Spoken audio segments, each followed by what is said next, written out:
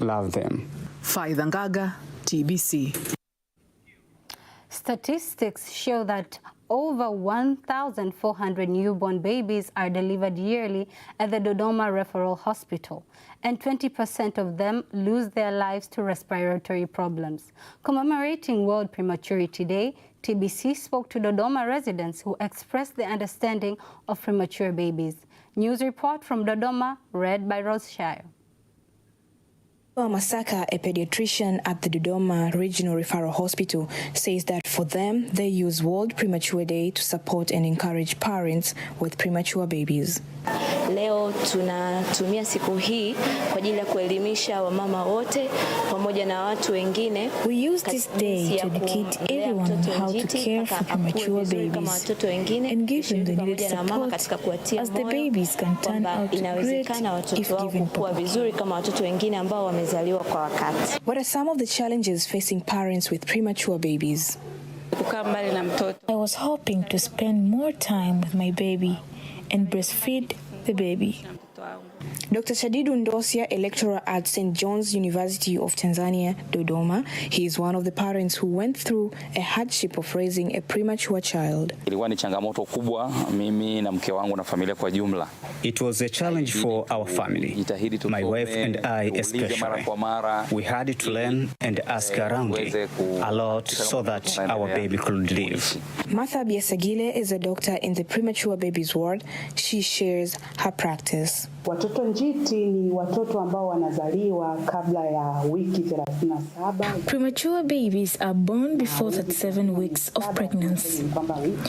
Many are underweight with less than 2.5 kilograms. In the Dodoma Regional Referral Hospital, we receive 4 up to 6 premature babies from here, and we take delivery of referrals, which makes an average of 120 babies a month and 1,400 a year. Kwa mwezi tunapokea wastani wa watoto 120 na kwa mwaka inafika 1,440.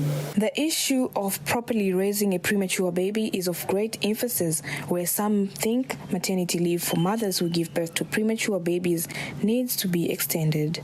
The Prime Minister's office has received and will work on this.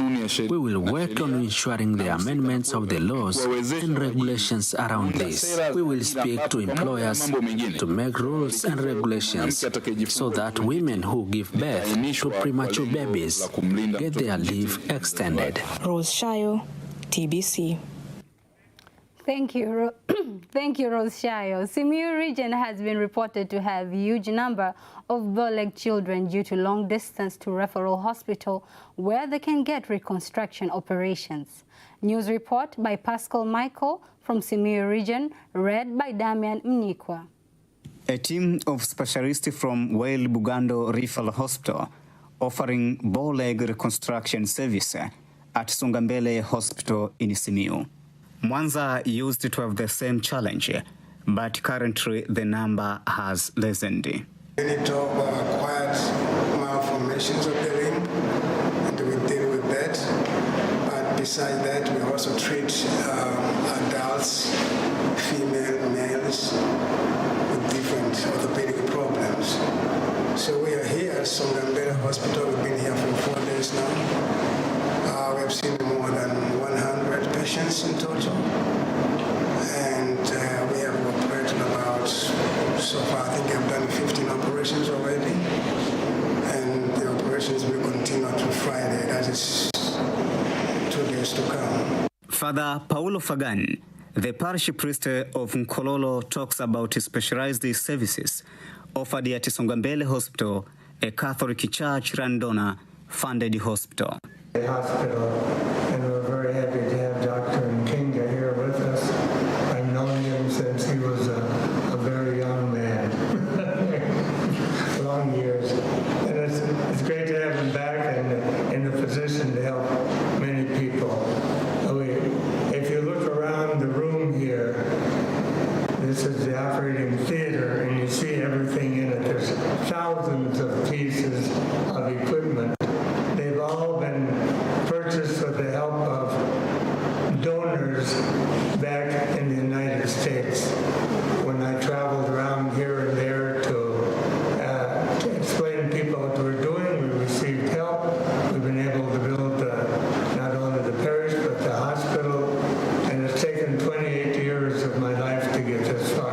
Parents of the bow-legged children who underwent the reconstruction operation expressed their gratitude.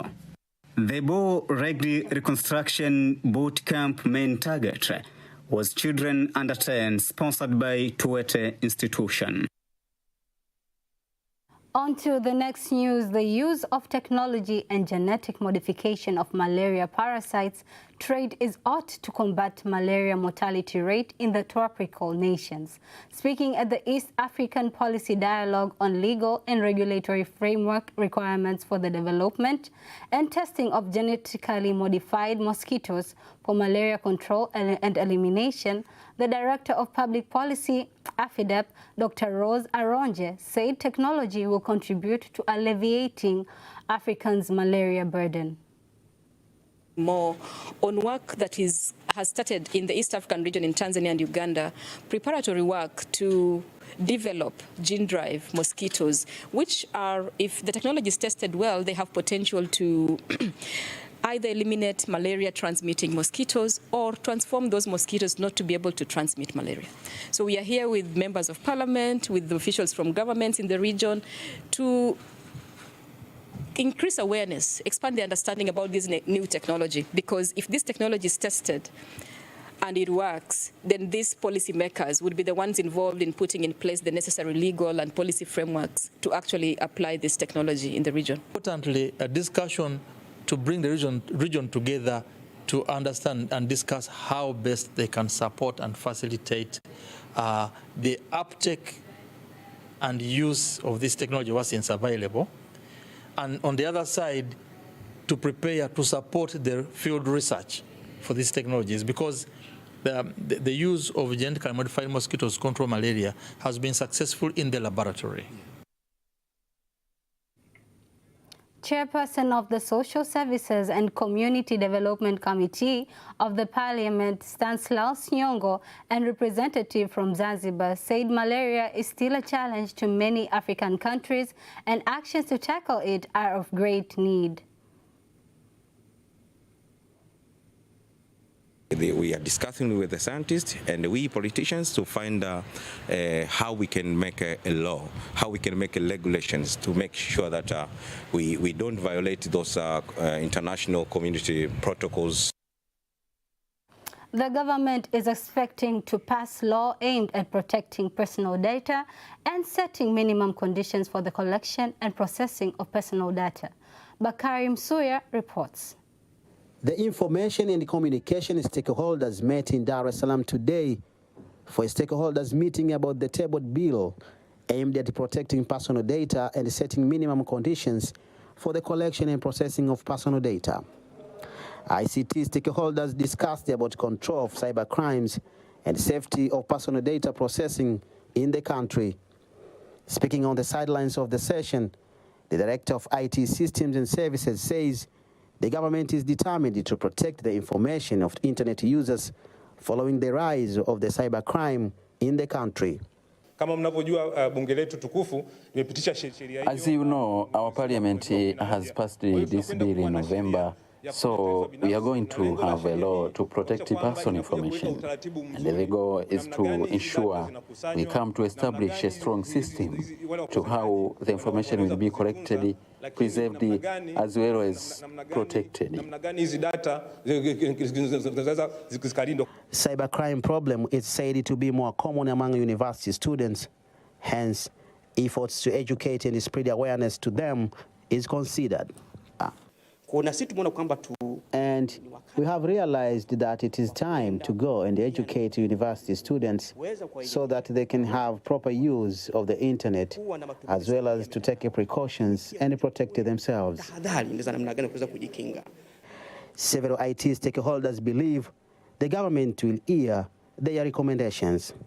The government has demonstrated that it is determined to amend all the laws related to digital issues and has found a contractor who is going to review these laws. And we have been told that we will be involved to ensure our opinions are taken into account when trying to pass these laws.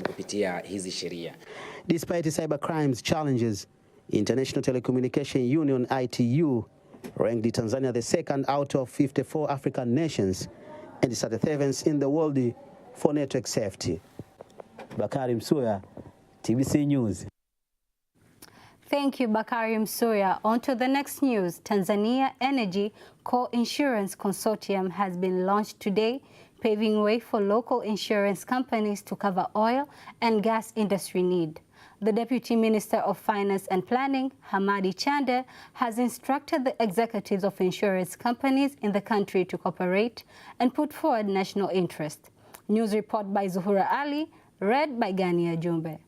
In the launch, Deputy Minister Chande said that the capacity of individual insurance companies in the country could not meet the criteria for the protection fee against risk in the oil and gas sector, forcing companies to enter into partnership with foreign companies, a challenge solved by formation of the consortium.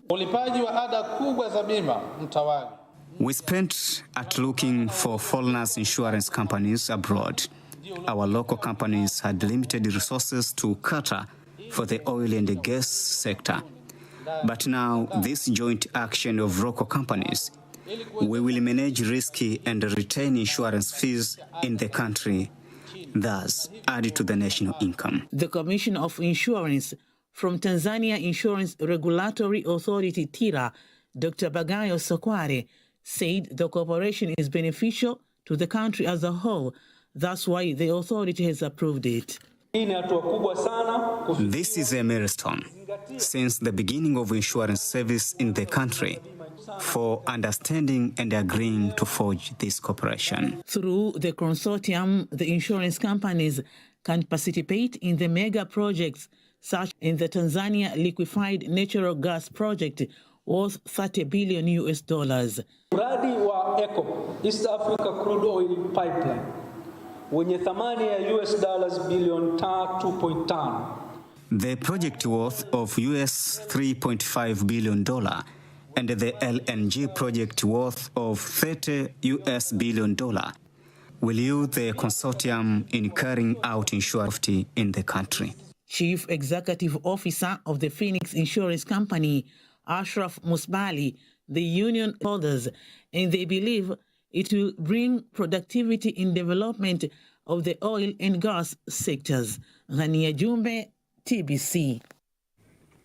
And on to the next piece of information. The manager of Drilling Wells Filter Water Company, TAMGO Tanzania Limited, Henrik Nelson, says his company has solved the problem of drilling wells machines that are now manufactured in the country compared to the past. He said his company has brought closer new drilling machine technology, which has high cost to import. Here with technology, we are here for transfer of technology, and we are here to support the ongoing industrialization of Tanzania looking forward. With product, with backup service, with spare parts, with know-how. Purifying water, which is taking salt out of water from borehole. We have many places in Tanzania with salty water, with brackish water. We can deal with that. We can make it into potable water. To make it rain, we cannot, but it's one of the only things we cannot do. Any water you find, we can treat it, we can make it drinkable, we can pump it. We have noticed now that Tanzania is booming up in industrialization, and this is the direction of going to enhance the day-to-day life for all Tanzanians, which is actually very positive. Accordingly, we need to be part of it and support it. How? Actually, we need to provide to your companies here the best level of product support, which is reflecting positively to your running operation, and make sure that you are providing to Tanzanian people the whole best services we can give to them. And that news brings us to the end of local news. International news is up next.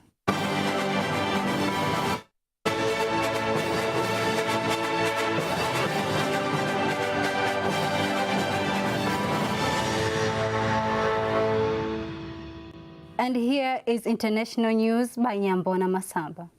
Hello and welcome to International News.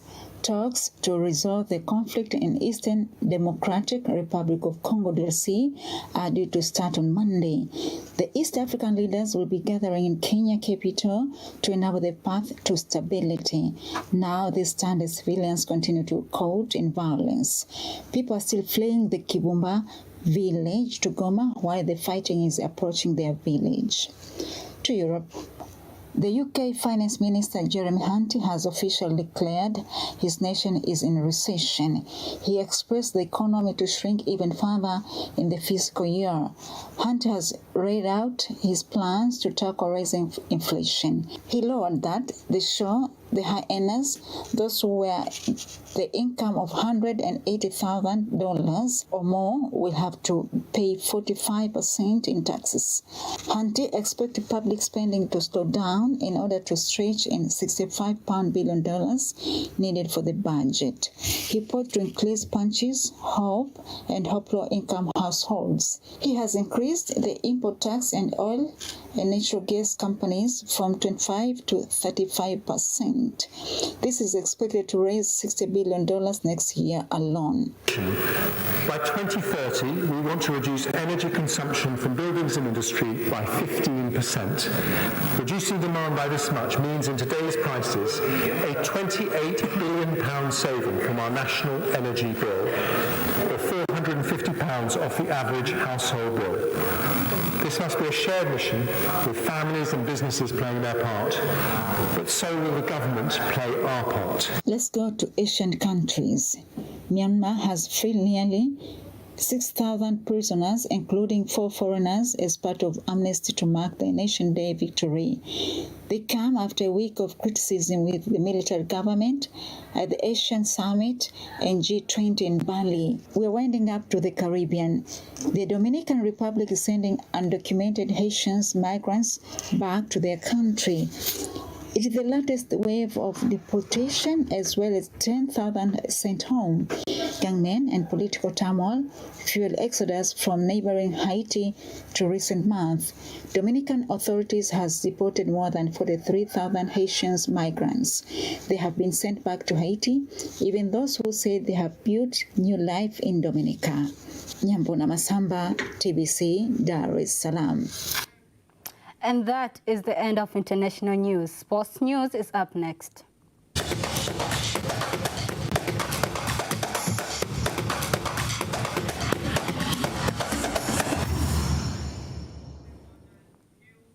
And here is sports news by Malio Cheto.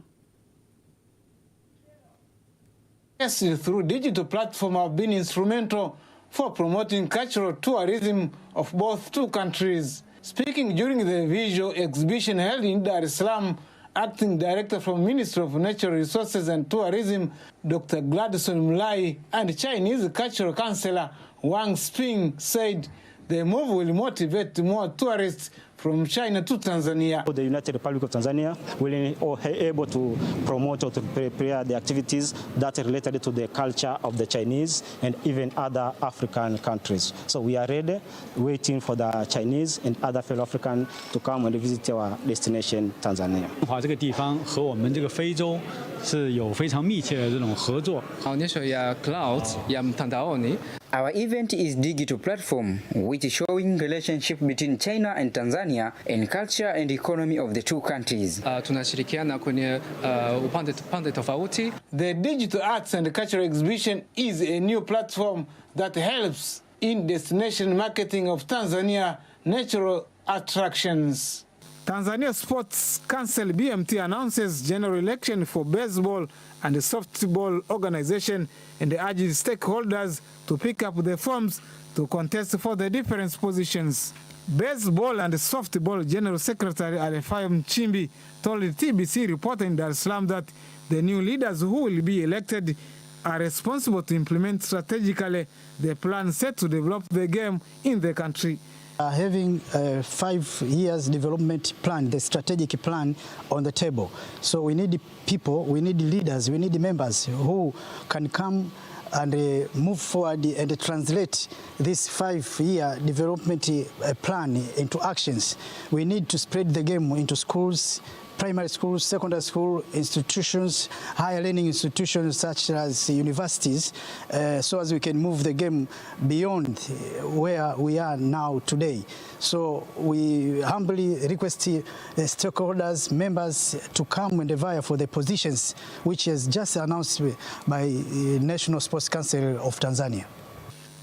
Baseball and softball general election planned to take place on 18th December in Dar es Salaam, and the position to be contested are chairman, vice chairman, general secretary, and treasurer. Malio Cheto, TBC News. Thank you, Malio Cheto. And that marks the end of our English bulletin for tonight. Have a lovely, lovely night. You're with our host, Teddy Mparanyanga.